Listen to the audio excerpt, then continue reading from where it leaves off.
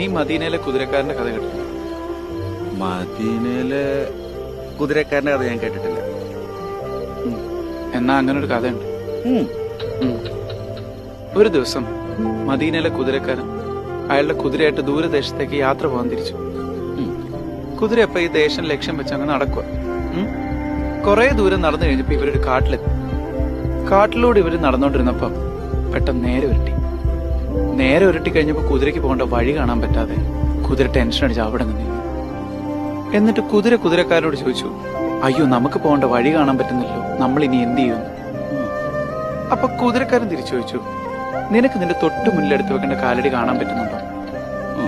കുതിരയൊന്ന് മുന്നോട്ട് നോക്കിയിട്ട് പറഞ്ഞു, ആ അതെനിക്ക് കാണാൻ പറ്റുന്നുണ്ടോ. അപ്പൊ കുതിരക്കാരൻ പറഞ്ഞു, എന്നാ ആദ്യം എടുത്ത് വെക്കടാ തെണ്ടീന്ന്. എന്നിട്ട് ഓരോ കാലടിയായിട്ട് വെച്ച് മുന്നോട്ട് പോകാൻ പറഞ്ഞു. മനസ്സിലായില്ല.